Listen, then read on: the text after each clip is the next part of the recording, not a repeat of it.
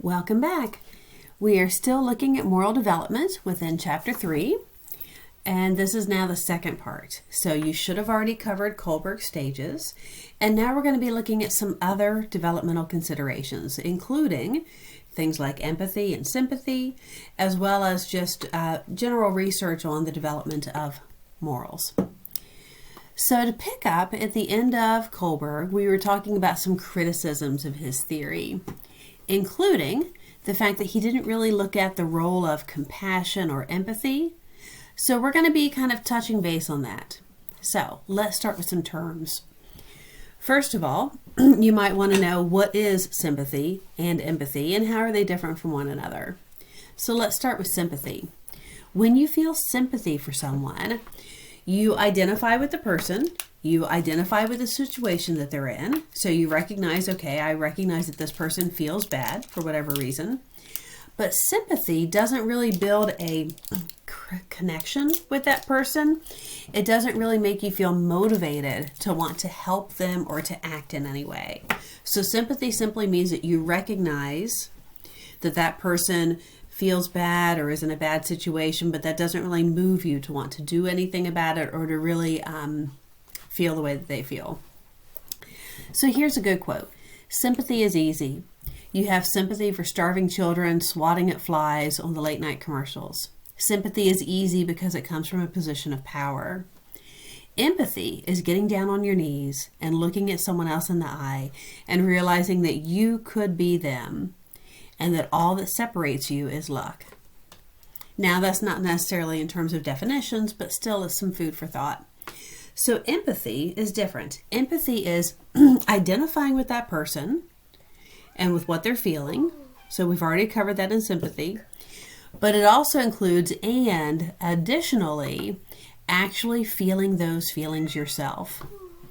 So you're not just recognizing the situation that they are in, you are feeling something similar as well because you are identifying or connecting with them. So I thought this was a good distinction. Sympathy is feeling for someone. Empathy involves feeling with them.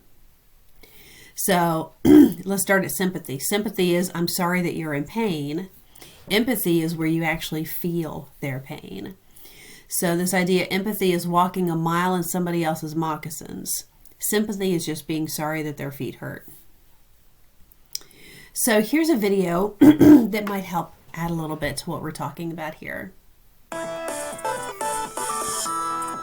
You know when you're reading a really good book and something intense happens to one of your favorite characters, so you are also hit with like a wave of feelings? You might feel a little silly as you reach for a box of tissues, but it's a normal human thing to understand and relate to other people's feelings, even fictional people. We call this empathy. The emotional part refers to sharing someone else's feelings. For example, researchers have tested this by monitoring brain activity as adults watch someone else's hand getting poked with a needle. And you're like your brain does things. And the brains of people watching typically show a similar response pattern to the person actually being poked.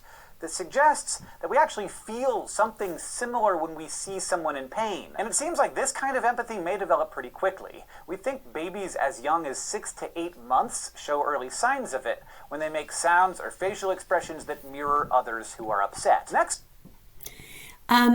So empathy is considered to be a learned behavior. So infants learn to do things like identify emotions and control or regulate their own emotions through their relationship and their interactions with their caregivers. Now, usually this research is talking about mothers, but it can include whomever their main caregiver is. So to rephrase this, the relationship you have with your main caregiver is what teaches you how to understand your emotions and how to regulate or control them. So when I was using that term, the idea of your relationship with your early caregiver, you might have been thinking about attachment patterns, especially if you've ever taken a course in child development. So we are going to be looking very briefly at different attachment patterns and how they can connect to empathy. Because again, remember, empathy is learned, and it is learned from those early relationships with our caregivers, which are also called our attachment patterns, okay? And related to our attachment patterns. So, if the caregiver is responsive to the child's needs. Okay, so when the child is hungry, the child is fed. When the child is sad, the caregiver picks them up and holds them. Warmth and love is provided when needed. A secure attachment forms. And this is usually also a caregiver that is good at picking up on their children's cues. Hi, sweetie.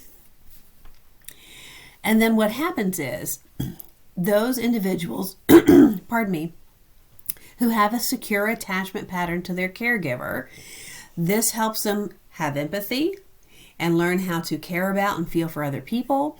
And it also gives them the capacity to have intimate connections. And by intimate connections, what I'm referring to is they're able to build strong, stable relationships because they know how to share and connect with other people. All right, let's move forward. All right, so now what happens if we're looking at an insecure attachment pattern? If the caregiver is emotionally unavailable or unresponsive, an avoidant attachment occurs. Okay, so if you have a caregiver that doesn't respond to their children's needs, doesn't pick up on their cues, and is in some way blocked off, whether it is physically blocked off or emotionally blocked off, the child develops what we call an avoidant attachment. Then what happens is they grow to be uncomfortable when it comes to social connection. They have a hard time recognizing their own feelings. They can't recognize the feelings of other people. And so they have a hard time connecting. So I have to admit, this did make me think a little bit of Dwight Schrute from The Office. He might be similar to what you would see in terms of an adult later in life who grew up with a avoidant attachment pattern and had that difficulty with connecting with others and feeling any empathy. Then, if the caregiver is inconsistent, and by inconsistent, I mean sometimes they're there and sometimes they're not. Sometimes they're positive, sometimes they're negative. That it's really hard to gauge what that reaction is from their caregiver, whether or not the caregiver is even going to be there. What you tend to get is an anxious attachment pattern because the child just simply doesn't know what to expect from their parent or whether or not they're even going to be there. Now, this one is interesting. So then what happens is the child has difficulty with moderating their emotions. So they have a hard time controlling their emotions. They might end up being swept away in someone else's emotions. So this might be someone who, when they hear a sad story or see a sad situation, they just break into tears. Where they have a hard time controlling their sadness or their anger. They just don't know how to control their feelings and they get overly emotional. This is not empathy. This is not necessarily that the person is feeling what the other person feels and feeling for the other person. They are caught up in their own emotions and their inability to control their own feelings. That happened to make me think of Schmidt from New Girl, if you happen to watch that show. One of my favorites. Okay, so that covers the information on the distinction between sympathy and empathy, and some research looking on where empathy might originate. Now we're going to move forward and look at some human development research to help us understand where moral behavior comes from. So that covers our segment trying to look at the difference between sympathy and empathy, as well as looking at the origins of empathy. Now let's take a look at some human development research trying to understand the development of moral behavior over time. And we are going to be starting with infants. So there is some new research out there that's pretty interesting that shows us that infants might actually be capable of distinguishing between good and bad behavior. Now remember, if we take infants all the way back on Kohlberg stages, he would say that they simply know to behave in order to not be punished, that they don't really have an internal guide of right from wrong. Well, we also know that people think that he underestimated what young kids can do. And again, there's some new research out there, and I'm going to show it to you. So let's watch a short video. What you're going to see are some infants who are going to be watching a puppet show. And what they do is they gauge the infant's behavior, their reaction to the puppet show and their behavior. Because infants can't talk to you, you have to use very different research methods with them to try to get at their behavior. I was interested in the fundamental structures of the human mind. What do we bring with us when we come into the world? How do we understand the world? Up goes the curtain! To figure that out, she puts on a 2-act puppet show for babies.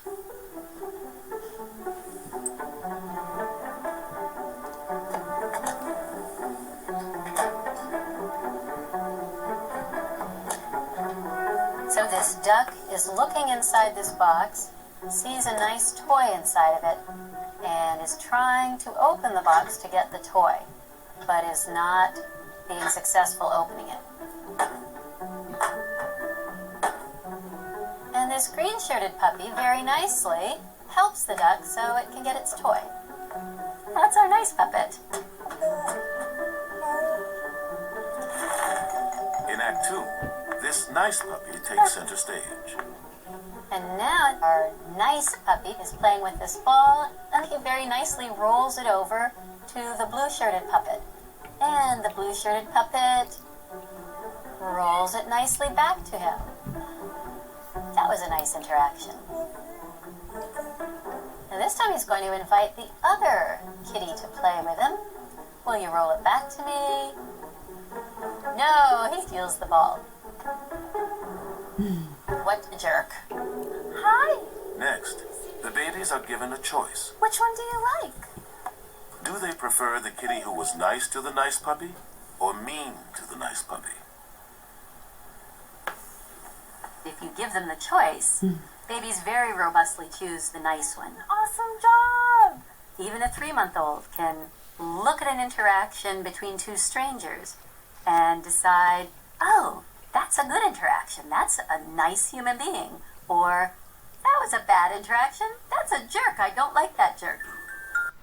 So that is some interesting research, because you can see punishment doesn't even play a role in this. It's not as if either cat puppet was punished, and it's not as if the child would be punished because they're simply watching the behavior of a puppet, but showing that perhaps even infants have some sort of internal guide to know good from bad. All right, moving on. Preschoolers.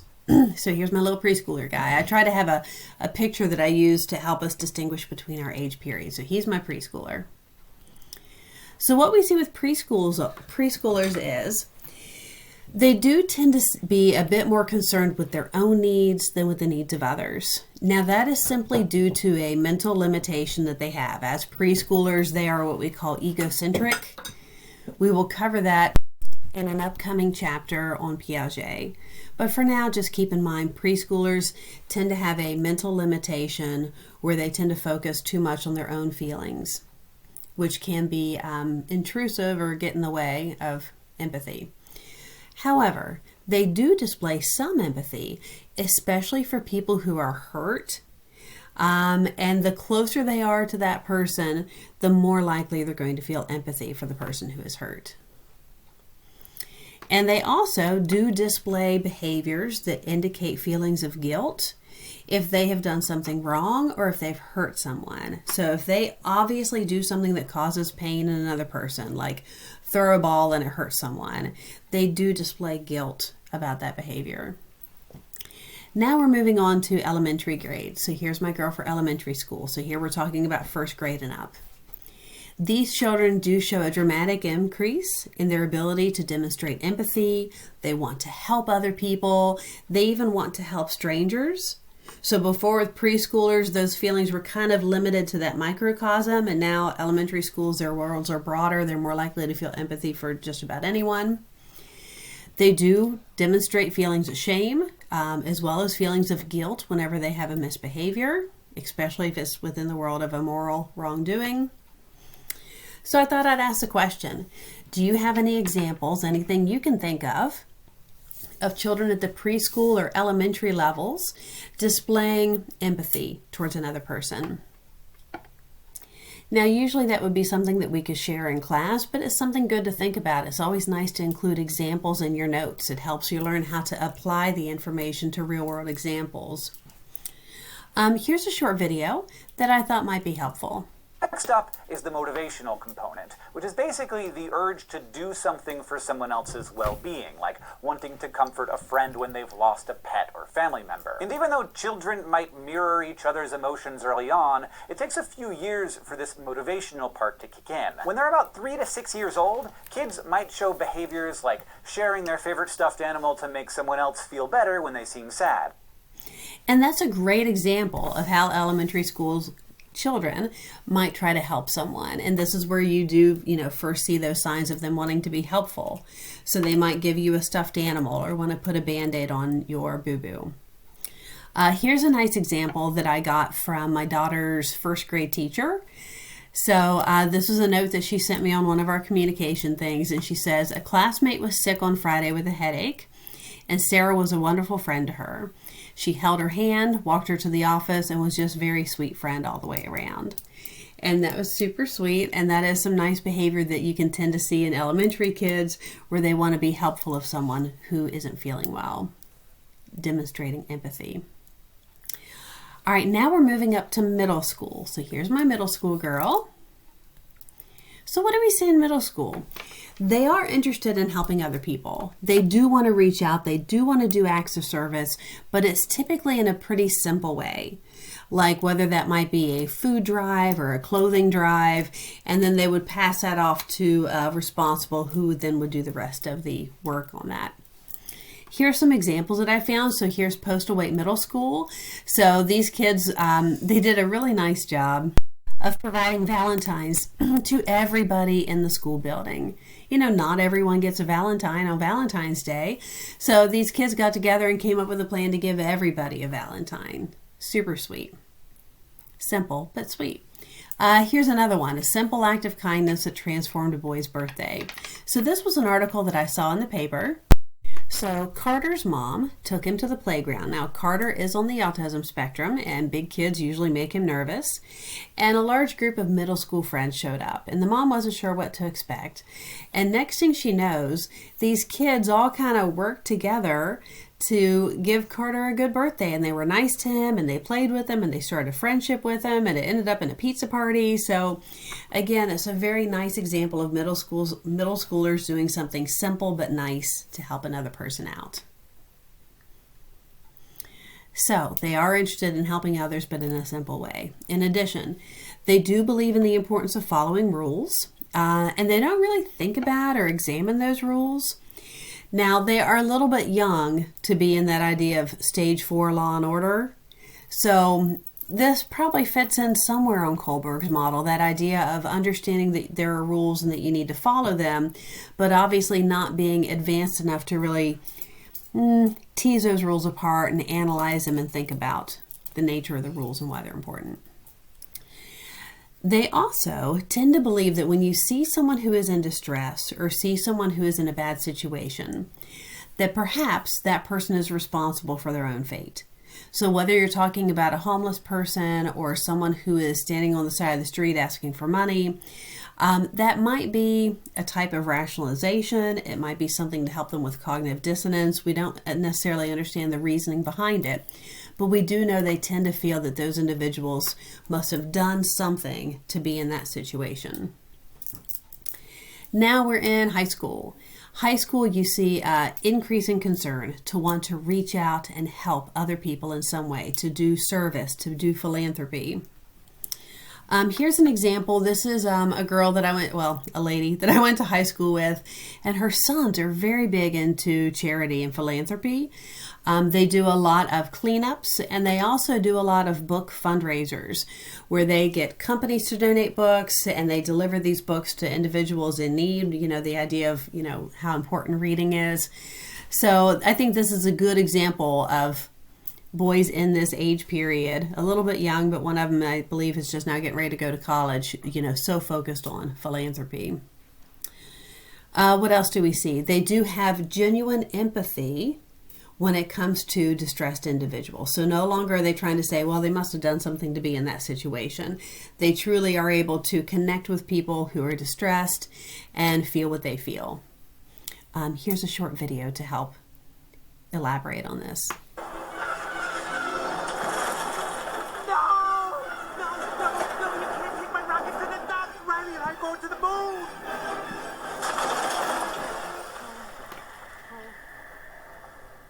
Riley can't be done with me.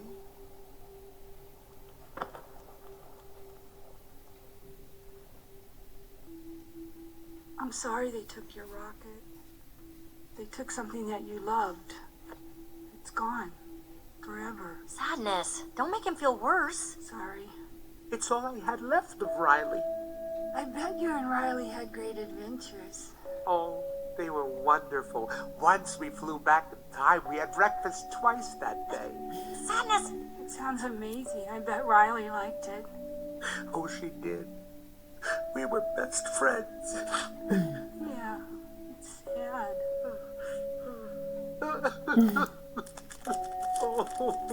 Cries Candy. Okay, so that's a scene from the Disney movie Inside Out, if you haven't seen it. But what I'm trying to show there is that idea of true connection and empathy. Now, if you've seen the whole clip, you would see that Joy here tries to just cheer him up and avoid how he's feeling. But Sadness is the one who's showing true empathy by feeling what he feels and trying to connect with him. And we do tend to see that more in our older kids, like our high schoolers.